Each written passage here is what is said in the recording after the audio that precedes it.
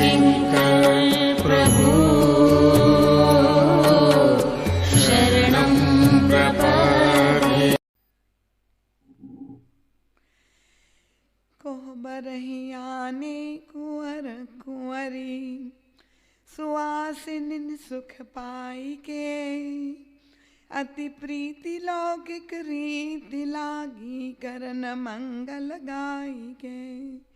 लह गौरी गौरी सिखाव रामई सिय संसारद कहे, रनिवास हास विलास रस बस जन्म को फल सब लहै। निज पानी मनि मह देखियति मूरति स्वरूप निधान की, चालति न उज्ज्वली विलोकनि बिरह भय बस जानकी।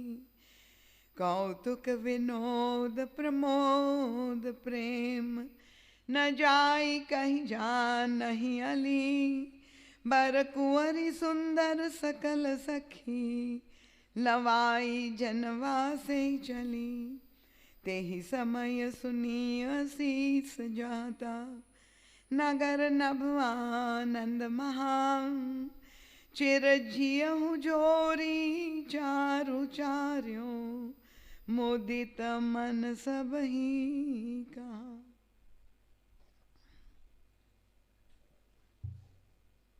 घड़ी यहाँ लाकर से दिखाई नहीं दे रहा।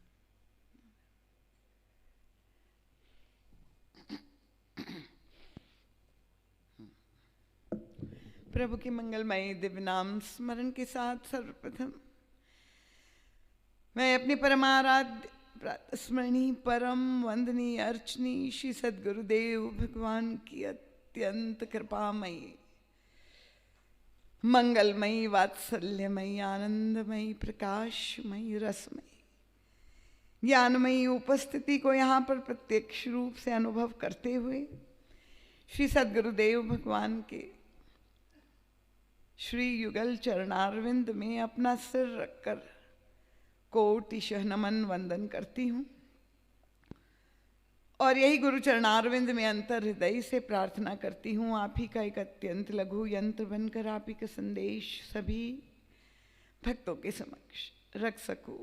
ऐसी बल बुद्धि विद्या और विवेक देने की कृपा करें। गुरु चरणों से कोटिशः आशीष हृदय आशीष प्राप्त करके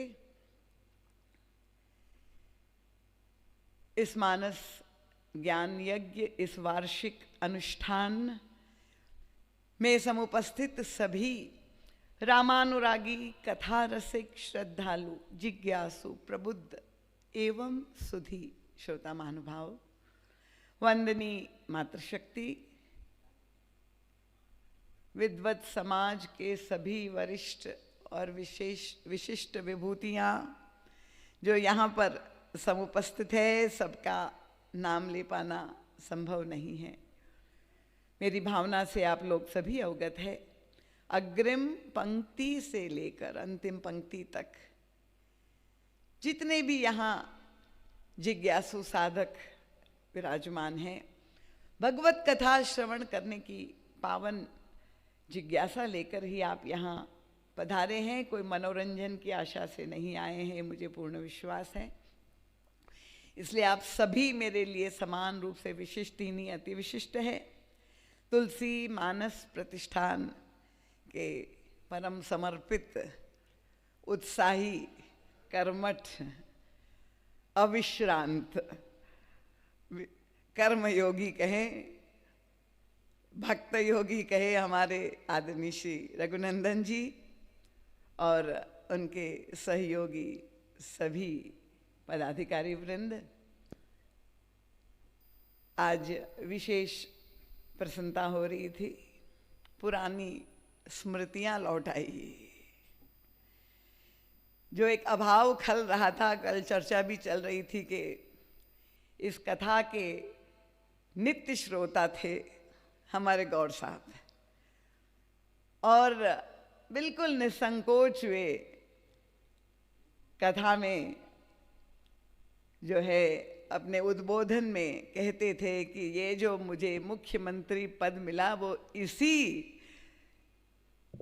व्यासपीठ का ही आशीर्वाद है, क्योंकि वो यहीं पर उस दिन मुख्य अतिथि थे और उन्हें मंच पर ही वह समाचार मिला था। तो उनकी उपस्थिति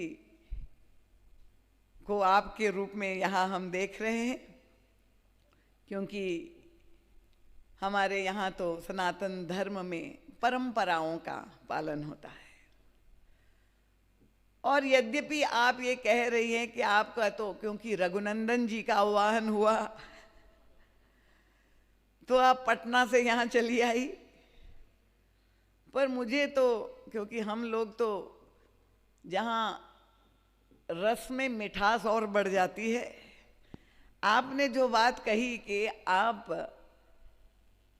रघुवर और श्री किशोरी जी के मड़वे से आई है, तो मुझे ऐसा लगता है कि आप आई नहीं है, वहां से श्री किशोरी जी ने आपको भेजा है यहाँ, कि वहां आपने मड़वे का आनंद तो ले लिया, तो वैदिक परंपरा से विवाह तो संपन्न हो गया, पर और अंतरंग में आप प्रवेश हो, इसलिए ये कोहबर भी एक प्रकार का मड़वा ही है और जनकपुर में ही ये कोहबर हो रहा है। तो आप अभी जनकपुर में ही अपने को अनुभव करें, यहाँ भोपाल नहीं आई हैं। हम लोग इसी भाव राज्य में बैठ करके कोहबर का आनंद लेने का गत 2 दिनों से प्रयास कर रहे हैं।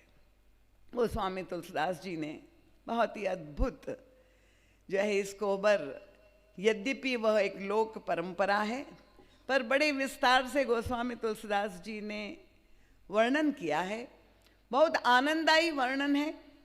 यद्यपि कोहबर की सारी रीति रिवाज परंपराएं बिल्कुल भिन्न हैं, क्योंकि जहाँ मंडप में दूल्हे का भव्य स्वागत सत्कार और सम्मान किया जाता है, तो कोहबर में उनके साथ उनके प्रति जिस भाषा का प्रयोग किया जाता है वो कदापि सम्मान सूचक नहीं होती है। ऐसा लगता है क्योंकि जहाँ व्यंग विनोद, दुल्हन की जो सखियां हैं, ललनाएं हैं, केवल उनको ही प्रवेश यहाँ पर प्राप्त होता है। केवल नारी शक्ति ही, कोई पुरुष को इस कोहबर में, ये अंतरपुर का प्रसंग है, यहाँ किसी भी पुरुष को प्रवेश नहीं है। और इसलिए मैं आशा यही करती हूँ कि यहाँ जितने भी बैठे हुए हैं, अगर कोहबर का आनंद लेना चाहते हैं तो उसी भाव से अगर आप सम्मिलित होंगे, तभी आपको उस दिव्य संवाद का आनंद प्राप्त होगा। तो जहाँ श्री किशोरी जी की सखियां कटाक्ष और व्यंग विनोद कर रही है और दूल्हे को गाली दी जा रही है, आप कल्पना कर लीजिए, जब सखी ने भगवान श्री राम को घमंडी, गर्विला, अहंकारी बता दिया,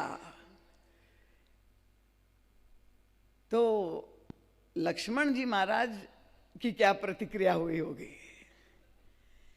क्योंकि इसी एक दिन पहले धनुष यज्ञ में तो स्वयं परशुराम जी महाराज ने पधार करके भगवान श्री राम की जितनी स्तुति दिव्य की थी, विनय शील करुणा गुण सागर जयति वचन रचनात्मि नागर, आप तो शील और विनम्रता की सागर है, मूर्तिमान शील के स्वरूप है। और यहाँ ये कहती हैं कि आप बड़े घमंडी हैं, और कटाक्ष यहाँ तक चला गया, किस बात का घमंड है, तुम्हें अपने सौंदर्य का घमंड अगर है ये राजकुमार, सखियों ने कह दिया, तो बिल्कुल अपने मन से ये भ्रम निकाल दो, तुम कदापि सुंदर नहीं हो हमारी श्री सीता जी के सामने, तुम तो उनकी छाया प्रतीत हो रहे हो। अब आप कल्पना कर लीजिए, अब जब भगवान श्री राम के जो वर्ण, क्योंकि श्याम वर्ण के हैं हमारे प्रभु, उस पर जब प्रश्न उठ गया। देखिए मिश्र जी ने आज ऋषिकाओं की बात कही, पर यहां अंतरपुर में ये जो सखियां हैं ये कौन सी ऋचाएं पढ़ रही है? षड दर्शन में भी क्या अन्वेषण हुआ होगा जो अन्वेषण कोहबर में हो रहा है। क्योंकि जहां उनके सांवले रंग की चर्चा हुई तो सखियों को एक और विषय मिल गया। तुरंत उन्होंने ये कहा कि ये बताओ कि जब महाराज दशरथ गोरे रंग के हैं और कौशल्या भी गोरी है तो उनका पुत्र सांवला कैसे हो गया? ये श्याम वर्ण के कैसे हो गए? इस तरह से गाली महाप्रभु को दी जा रही है। अन्वेषण हो रहा है, प्रभु यही सोच रहे हैं, मन ही मन मुस्कुरा रहे हैं, आनंद ले रहे हैं। देखिए कल मैंने कहा था कि कोहबर एक प्रकार की दूल्हे की परीक्षा है। यहां पर जो कटाक्ष और व्यंग की भाषा का प्रयोग किया जाता है वो दूल्हे के स्वभाव को जानने का प्रयास करते हैं जनवासे में, कि कहीं इतना अधीर या क्रोधी तो नहीं है। तो इसलिए इस तरह की वाणी में, प्रशंसा में तो सब रस ले लेते हैं, पर ऐसी अटपटी वाणी में भी अगर रस लेना कोई व्यक्ति नहीं जानता है तो उसके जीवन में वो आनंदित नहीं रह सकता है। तो इसलिए ये कोहबर में जहां व्यंग विनोद हो रहा है, जो भाषा है यहां पर गाली दी जा रही है। और देखिए मुझे बहुत आनंद आया। प्रश्न ये है कि भगवान श्री राम को लेकर भक्ति शास्त्र में कितनी स्तुतियां लिखी गई होगी, कोई गिनती है मिश्र जी? क्योंकि हर एक भक्त भगवान को प्रसन्न करना चाहता है, पर ये बताइए कि कोई नियम है कि भगवान स्तुति सुन करके प्रसन्न होते हैं कि गाली सुनकर प्रसन्न होते हैं? हमारे साईं के भक्त नित्य कथा में आते हैं, बहुत बड़ी मीठी बात कल उन्होंने मुझे सुनाई। दीदी माँ, हमारे वृंदावन में तो भक्त जब आते हैं तो लाला को ऐसी गाली फटकार सुनाते हैं। उन्होंने कहा हम बिहारी जी महाराज के मंदिर में दर्शन करने के लिए गए थे और एक ग्वालन आई और हम लोग तो जो है श्री वृंदावन बिहारी लाल की जय करके उनकी बड़ाई करके जयकार करते हैं, पर वो ग्वालन जो आई उसने कहा, अरे बरसाने की लाली की गली के गुलाम, तेरी जय हो। अब देखिए, आप लोगों को भी इतना रस आया ना उसमें।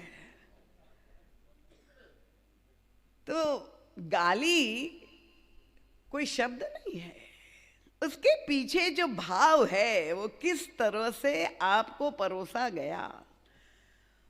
और प्रभु तो रीझ गए, वो मंदिर जो है बिहारी जी महाराज के जो पुजारी थी वो भी रीझ गए और इतनी सारी माला उस ग्वालन के ऊपर उन्होंने प्रसाद, इतना ढेर प्रसाद देकर उसको धन्य कर दिया। और इसलिए परम पूज्य महाराज श्री हमारा ध्यान यहाँ आकर्षित करते हैं कि शास्त्रों में दो प्रकार की भक्ति का वर्णन है। तो जिस मड़वे की आप बात कर रही है, विवाह मंडप में जो भक्ति है इसको वैधी भक्ति भी कह सकते हैं। और कोहबर में जो भक्ति है वो दूसरी प्रकार की भक्ति है जिसका उल्लेख शास्त्र में किया है, उसे रागानुगा भक्ति कहते हैं। तो वैधी भक्ति और रागानुगा भक्ति में अंतर आप लोग क्योंकि इतने 50 वर्ष से सुन रहे हैं जानते होंगे, नहीं जानते हैं तो आपके सामने ये बात स्पष्ट कर दूं कि वैधि भक्ति का तात्पर्य है, कृपया मैंने पहले आप लोगों को सावधान नहीं किया था और ये भी निवेदन नहीं किया था कि किसी को बीच में उठ करके जाने की संभावना है तो कृपया बहुत विनम्रता से अभी से आप उठ के जा सकते या पीछे जा करके बैठ सकते, कथा में किसी प्रकार का व्यवधान ना हो। तो वैधि भक्ति का तात्पर्य है जिसमें विधि विधान की प्रधानता होती है। अगर आप चाहते हैं भक्ति करना तो आप किसी संत, किसी गुरु के पास जा करके पूछते हैं कि भाई आप हमें पूजा की विधि बताएं, और तब संत चरण का जो भी निर्देश हो कि आप जाप का आश्रय ले सकते हैं, आप ध्यान कर सकते हैं, आप जो है पाठ कर सकते हैं, व्रत कर सकते हैं, तीर्थ कर सकते हैं, विविध प्रकार की उपासना आपको बताई जाती है। तो ये विधि विधान पूर्वक व्यक्ति अपने जीवन में कुछ नियमों का पालन करता है और भगवान की प्रसन्नता प्राप्त करने के लिए ये भक्ति में आरूढ़ होता है। और आप देखिए कि कोहबर में भी यही हुआ, जहाँ स्वयं ब्रह्मा जी उपस्थित हो, भगवान शंकर पधारे हो, सारे ऋषि मुनि के समक्ष वेद मंत्रों का उच्चारण के द्वारा समस्त विधियों का अक्षरशः पालन हुआ हो, कन्यादान हुआ, ग्रंथि बंधन हुआ, भावर हुई, सिंदूर दान हुआ, पर उसके बाद अब गांठ तो बांधी गई, पर ये ग्रंथि बंधन हो गया, उसके बाद क्या अब वो गांठ बांधे बांधे ही दूल्हा दुल्हन जीवन भर चलते रहेंगे? उनका नहीं, ये बहिरंग सारे स्थूल जगत के जो नियम थे वो तो संपन्न हो गए, पर अब उसके बाद हमें विधि से भी ऊपर उठना पड़ेगा, हमें विधि में अटक नहीं जाना है। अब ये दुल्हन जो पति पत्नी के रूप में उनको सम्मिलित जीवन जीना है, वो हृदय में स्नेह का बंधन, प्रेम का बंधन अनुभव करके सामीप्य से उन्हें पूरा जीवन ज्ञापन करना है। अब बहिरंग बंधन की आवश्यकता नहीं रह गई। तो ये तो है वैधि भक्ति। तो जब कोई साधक अपने जीवन में नियमों का पालन करता है, आजीवन वो कर रहा है, तो उसका फल क्या है? और तब परम पूज्य महाराज श्री कहते हैं कि ये सारे नियमों का पालन का फल ये है कि भगवान के प्रति चरणों में अनुराग प्रेम उत्पन्न हो जाए। और जब वो अनुराग उत्पन्न हो गया, अब जो है वो नियम की आवश्यकता नहीं, प्रेम की ही प्रधानता है। ये रागानुगा भक्ति, यहां विधि की प्रधानता नहीं रह गई। अब आप जब किसी से, गुरु जन से पूछे कि माला कैसे जपे, नियम क्या है, तो वो बता दे भाई माला के भी कई प्रकार है, तुलसी है, रुद्राक्ष है, स्फटिक है, मूंगा है, अलग अलग प्रकार की धातुओं से निर्मित है, 108 मणि है, जितने भी छोटी बड़ी। तो आप नियम से उस माला पर जाप करें, भगवान का स्मरण करें, पर ये बताएं कि क्या किसी पत्नी को अपने पति के नाम को याद रखने के लिए माला पर जप करना पड़ता है? देखा है किसी ऐसे पति महोदय को कि पत्नी का नाम याद करना है तो उनके नाम का जप कर रहा है? वो पत्नी भक्त हो वो अलग बात है, ना कोई पति और ना कोई पत्नी को माला का आश्रय लेना पड़ता है उनका नाम याद करने के लिए। वो तो उनके लिए सहज हो गया। उसी तरह से साधक के जीवन में एक ऐसी अवस्था आती है, आपने माला का आश्रय लिया और जप करते करते उस स्थिति में पहुंच गया कि अब माला की भी आवश्यकता नहीं रह गई, वो सहज रूप से तार जुड़ गया और भगवान के नाम का जप अजपा जाप जो है वो अंदर निरंतर चलता रहता। तो वो अनुराग, गोस्वामी तुलसीदास जी ने यही तो बार बार मानस में ये कहा है कि किस तरह से भगवान प्रसन्न होंगे, कितने जप करने पड़ेंगे, कितना तप करना पड़ेगा। देखिए, पहले मैं आपको सावधान कर दूं, जब हम इसकी बात कह रहे कि माला की आवश्यकता ही नहीं है, तो आप कृपा पूर्वक अपनी माला मत छोड़ दीजिएगा। जो कोई कर रहे हैं उसको ना छोड़ जाए, क्योंकि हम छोड़ने की बात को सबसे पहले पकड़ लेते हैं। अगर आप जप कर रहे हैं तो करते रहिए। पर गोस्वामी तुलसीदास जी ने तो यही कह दिया है, उनका निर्णय एक ही है कि मिल ही न रघुपति बिनु अनुरागा, किए कोटि जप जोग विरागा। उनका प्रभु कैसे प्रसन्न होते हैं? उनका राम ही केवल प्रेम प्यारा, जान ले जो जाननिया। हे प्रभु तो केवल प्रेम और अनुराग के भूखे हैं, और इसलिए ये जो कोहबर की लीला है वो बड़ा मुझे स्मरण आ गया। सुंदर प्रसंग आता है, भगवान श्री रामकृष्ण परमहंस देव जी की जीवनी में पढ़ने को मिला था। परमहंस जी रामकृष्ण देव जी के पास एक बार दक्षिणेश्वर में, जहाँ पर उनका निवास था, वहाँ पर रानी रासमणी ने एक मंदिर की स्थापना की थी, आज भी है, जिसमें भगवान श्री कृष्ण का श्री विग्रह जो है की स्थापना की। अब ऐसी घटना घटित हुई कि वो मूर्ति जो नित्य अर्चना की पूजा की जाती है वो खंडित हो गई। भगवान श्री कृष्ण का बायां पैर जो है वो खंडित हो गया। अब जब सूचना मिली तो पूछा सभी पंडितों से कि क्या करना चाहिए, मूर्ति खंडित हो गई है। तो सब पंडितों ने कहा कि खंडित मूर्ति की पूजा नहीं होनी चाहिए और उनको विसर्जित कर देनी चाहिए और दूसरी मूर्ति ला करके पुनः उसकी जो है स्थापना करनी चाहिए, प्राण प्रतिष्ठा करनी चाहिए। अब रानी रासमणी की अगाध श्रद्धा भगवान श्री रामकृष्ण देव में थी।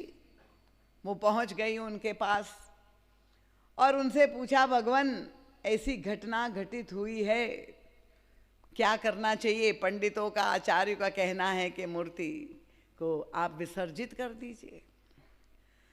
तो भगवान रामकृष्ण देव ने पूछा, उनसे प्रति प्रश्न किया कि ये बताओ, अगर तुम्हारे दामाद का पैर टूट जाए तो क्या तुम उन्हें प्रवाहित कर दोगी? तब तो तुम उनका उपचार करोगी, उनका इलाज करोगी, उनकी चिकित्सा करोगी। इसका मतलब ये नहीं कि ये जो पंडित कह रहे थे वो गलत कह रहे थे। पंडितों की जो का निर्णय था, जहां पर विधि की प्रधानता है कि जब कोई खंडित मूर्ति हो तो उसका दर्शन करके व्यक्ति के अंतःकरण में वो भाव नहीं बनता है, और इसलिए उन्होंने निर्देश दे दिया कि उसको आप जो है प्रवाहित कर दीजिए। पर भगवान रामकृष्ण देव को वो मूर्ति नहीं, जिसको साक्षात भगवान का दर्शन हो रहा हो, तो उन्होंने इसलिए कहा कि भाई उसका तो उपचार होना चाहिए।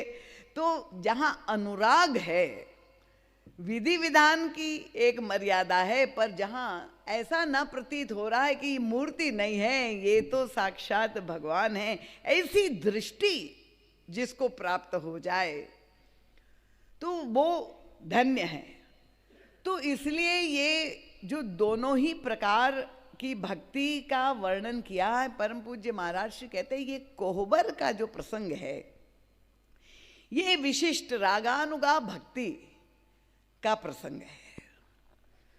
और यहाँ पर सबसे विलक्षण बात क्या है कि सारी सखियां मिलकर के भगवान श्री राम और श्री किशोरी जी को घेर करके बैठी है और सब प्रभु के दिव्य सौंदर्य का दर्शन कर रही है और आनंदित हो रही है।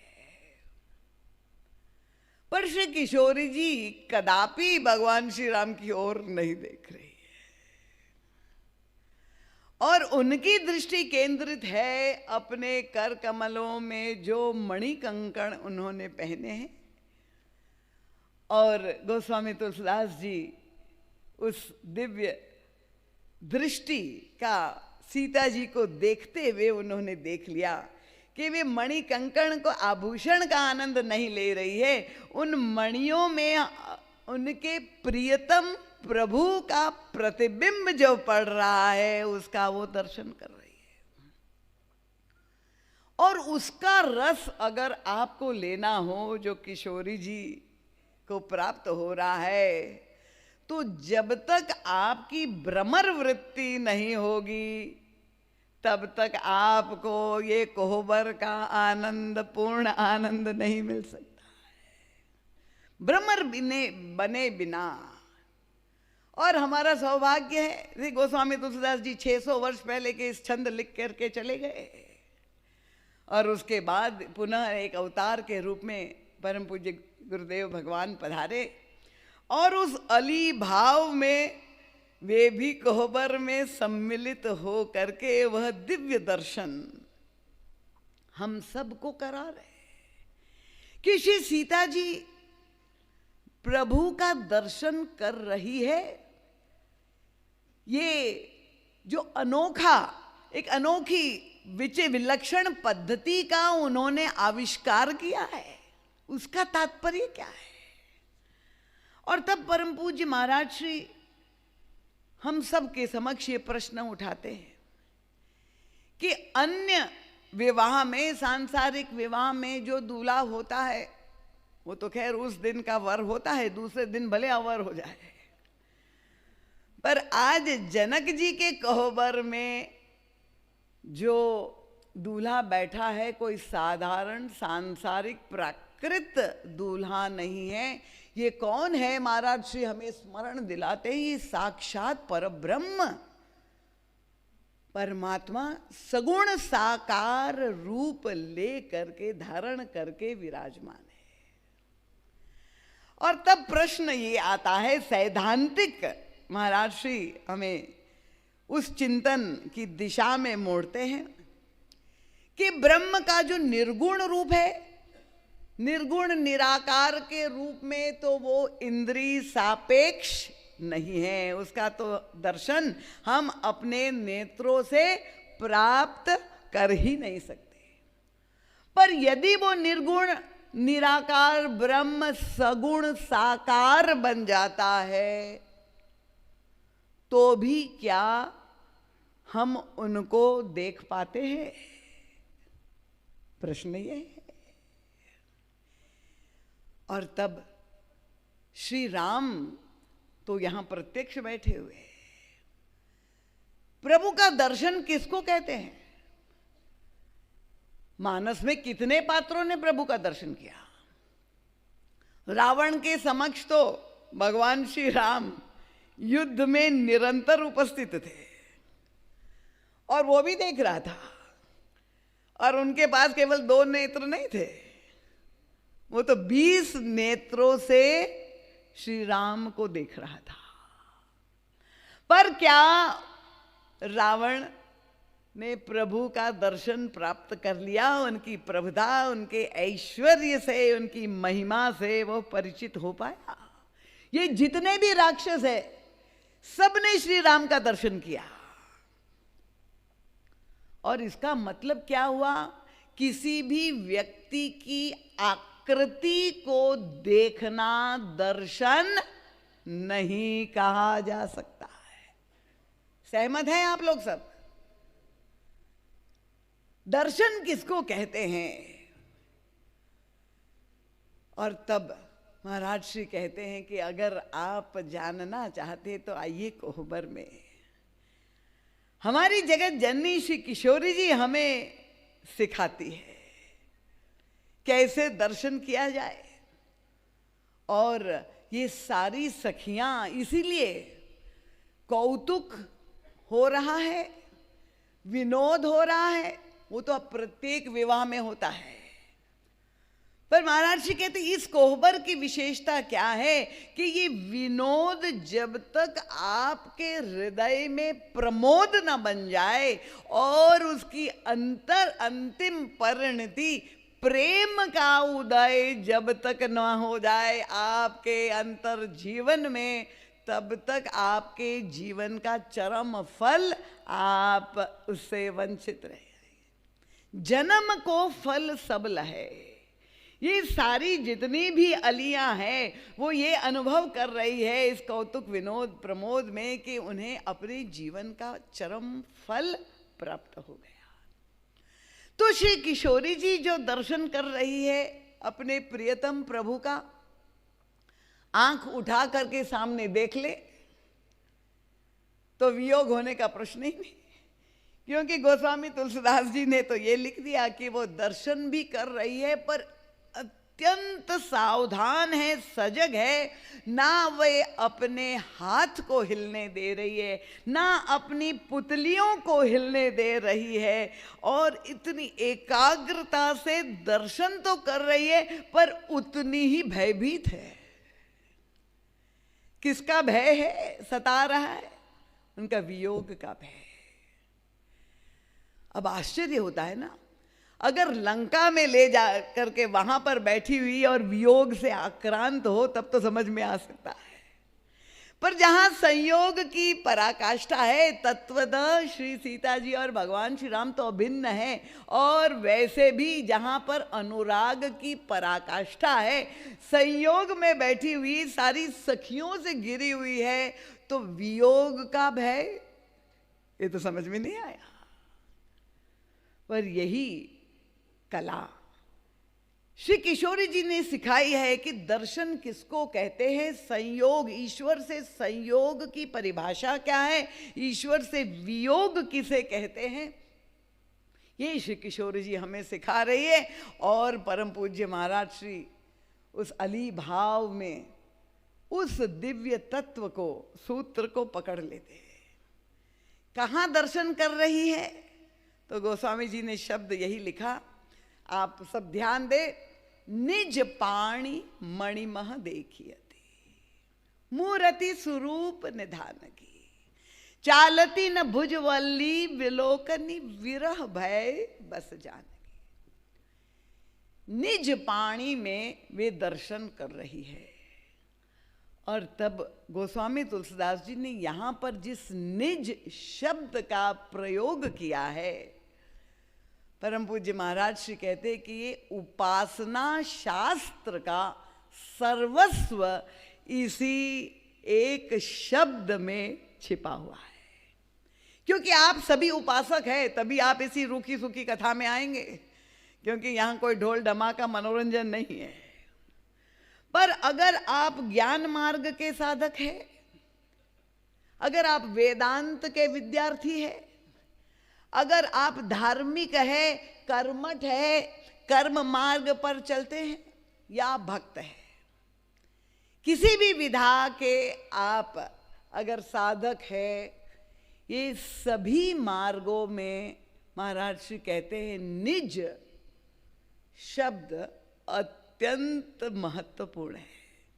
और मानस में गोस्वामी तुलसीदास जी महाराज ने इस निज शब्द का प्रयोग 485 बार जो है उसका प्रयोग किया है।